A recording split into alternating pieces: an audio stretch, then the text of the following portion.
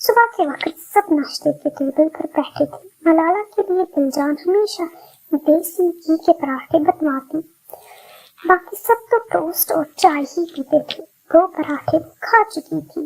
एक और ले आओ, अभी मेरा पेट नहीं भरा, मलाला ने पास खड़ी मुलाजमा से फरमाइश की।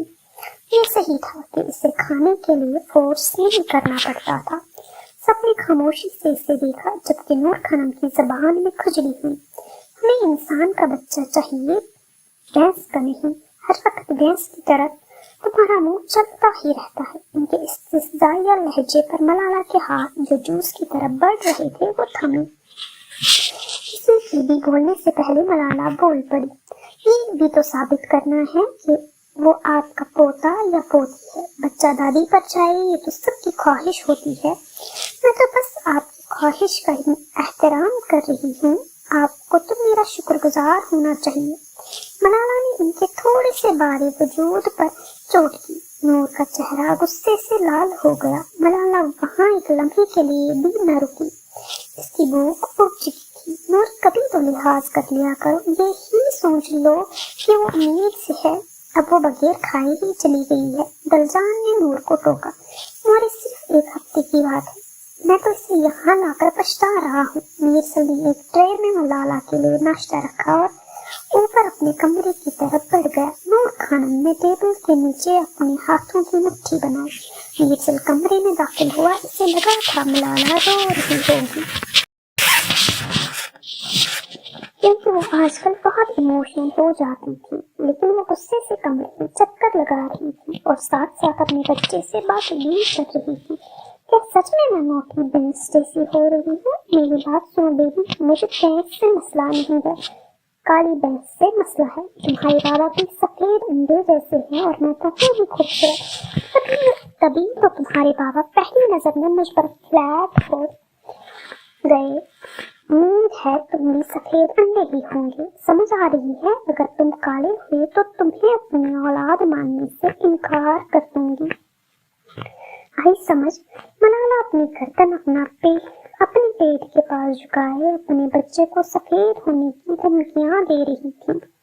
कभी कभी मीरसल को अपनी औलाद पर तरस आता था, जो इन्हें मलाला जैसी ड्रामा माँ मिल रही थी। इसने ट्रे टेबल पर रखी और मलाला के पीछे खड़ा हुआ। देखते हो जाओ, हमारी औलाद तुम पर ही जाएगी। जितना तुम्हारा दिल करता है उतना खाओ, बाद में तो तुमने चिड़िया जितना ही खाना है। मीरसल ने इसके सुनहरी बालों में हाथ फेरते मोहब्बत से कहा। फिर इसे टेबल पर ले आया। अब मुझे भूख नहीं है। मलाला ने किन आंखों से इसे देखते थोड़े नखरे दिखाए। मीरसल ने एक लुकमा बनाया और इसके लबों के पास ले गया। मलाला ने एक नजर इसके हाथ को देखा, फिर इसकी मोहब्बत भरी आंखों में, फिर आहिस्ता से अपने लब खोले। फिर मीरसल ने अपने हाथों से इसे खाना खिलाया। खाना खाने के बाद वो इसके सीने से लग गई। मीरसल कभी मुझे भी एतबारी की मौत न मारना, इस बार मैं सह नहीं पाऊंगी। मलाला के दिल में पता नहीं ये बात क्यों आई। कहते ही इसकी आंखों में पानी जमा होने लगा। मीरसल का दिल इसकी बात पर धड़कना भूल गया। अब कभी ऐसा नहीं होगा माला, मैं आंखें बंद करके तुम पर भरोसा करूंगा। कई बार हम वादा तो कर लेते हैं लेकिन निभाना भूल जाते हैं। खामोशी से कई पल गुजर गए। आज न मेरा कुछ खट्टा मीठा खाने को दिल कर रहा है। न आम हो न इमली हो, कुछ नई सी डिश हो। मीरसल सोचे कोई ऐसी डिश, क्योंकि आप एक अच्छे शेफ हैं। मलाला की आवाज ने खामोशी को तोड़ा। मीरसल ने नासमझी से इससे देखा। सोचे ना मीरसल, मुझे दोपहर में कुछ ऐसी डिश खानी है, वो भी आपके हाथ की। मलाला ने इसकी शर्ट पर उंगली फेरते आंखें छोटी करते इससे देखते कहा। तभी इसका फोन रिंग हुआ। इसने फोन अपने कान से लगाया, जो कि इसके बाप का था। आलम इससे अपनी कंपनी बुला रहे थे। ओके बाबा, मैं आ रहा हूँ।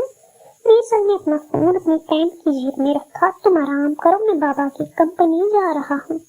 आते वक्त तुम्हारे लिए स्पेशल डिश के लिए ग्रोसरी कर लूंगा। वो इसका माथा चूमता, इसका चेहरा हाथों में लिए इसे खुश करता, अपना वर्ल्ड पकड़ा और कमरे से बाहर जाने लगा। अपना ख्याल रखना मेरे लिए। जाते जाते वो एकदम से रुका और इसे देखने लगा जो सोफे पर टांगे अपने सीने से लगाए बैठी इसे ही देख रही थी।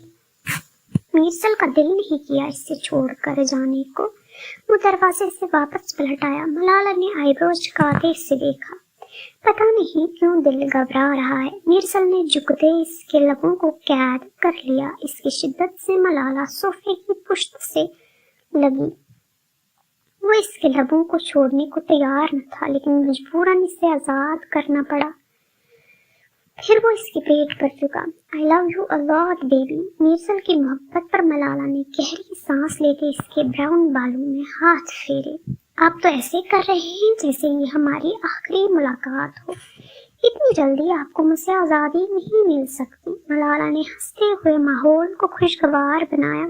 फिर वो चला गया। मलाला भी अपने बेड पर लेट गई। मलाला मीरसल के जाने के बाद ही सो गई। असर के वक्त इसकी आंख खुली। फ्रेश होकर वो नीचे किचन की तरफ जाने के इरादे से कमरे से बाहर निकली। सोने की वजह से इसने काफी देर से कुछ नहीं खाया था। जब वो कमरे से बाहर निकली तो सीढ़ियों के पास ही इसकी सास खड़ी थी। वो खामोशी से इनके पास से गुजरने लगी जब नूर ने इसका हाथ पकड़ा और इसे सीढ़ियों की तरफ धक्का दिया। लेकिन की किस्मत अच्छी थी कि इसने बर वक्त रैकिंग को पकड़ लिया। वो तो बच गई, लेकिन नूर खानम का अपना पाँव फिसल गया। मलाला का दिल तो पहले ही गिरने के डर से पत्ते की तरह लरस रहा था और अब इन्हें गिरते देख इसके मुंह से चीख बरामद हुई। दिलजान इसकी चीख सुनकर सीढ़ियों के पास आई। नूर को खून में लथपथ देखा। मीरसल के हाथ से ग्रोसरी का सामान जमीन पर गिरा। वो बेयकीनी से अपनी माँ को देखने लगा जो मलाला की तरफ इशारा कर रही थी। साफ इशारा था कि मलाला ने इन्हें धक्का दिया है। ऐसे भी क्या दुश्मनी कि अपनी सास को ही सीढ़ियों से गिरा दे। तौबा तौबा, इस लड़की के इरादे तो पहले ही नेक न थे। बदला लेने के लिए कोई इस हद तक भी गिर सकता है। गुलजान ने सबकी सोच को जुबान दी। अगर मेरी माँ को कुछ हुआ तो मैं छोड़ूंगा नहीं माला। मीरसल की ब्राउन आंखें बेतासुर थी, लेकिन इसका लहजा बेएतबारी से भरा हुआ था। इतना कहते मीरसल ने मलाला को वार्निंग देने वाले अंदाज में देखा और अपनी माँ को गोद में उठाए बाहर की तरफ भागा। आलम और अरसलान इसके पीछे ही थे। हॉल में सिर्फ दिलजान और मलाला थी। मलाला के कानों में मीरसल का ये एक जुमला हथौड़े की मानंद लग रहा था। मीरसल ये भूल गया कि कुछ देर पहले ही तो इसने इससे वादा किया था कि वो इस पर एतबार करेगा। वो तो 24 घंटे तक भी अपने वादे का पास न रख सका। मलाला कांपती टांगों से एक एक करती सीढ़ी उतरने लगी। वो बेजान सी दिलजान के गले लग गई। क्या आपको भी मुझ पर एतबार नहीं मोरे? रोहान सी लहजे में कहती वो दिलजान का दिल चीर गई। इन्हें मीरसल पर अब बेइंतहा गुस्सा था। यहाँ से चली जाओ माला। नूर तुमसे बदला लेने के लिए खुद को नुकसान पहुंचा सकती है तो मतलब वो पागल हो गई है, कुछ भी कर सकती है। मुझे मीरजा से ये तवक्का नहीं थी, लेकिन हम कैसे भूल सकते हैं कि इसकी रगों में नूरजाई खानदान का खून है। दिलजान ने इसकी कमर सहलाई, इसे हौसला दिया जिसे इसके शौहर की बेएतबारी ने मार दिया था। और फिर कुछ ही देर में इसकी जिंदगी का एक नया बाब शुरू हो गया। वो पहुंची तरखेल हवेली। अपने ननिहाल को आजमा चुकी थी। अब बारी थी ददियाल की। अब वो इसके साथ क्या सलूक करते हैं ये तो वही जाकर पता चलना था।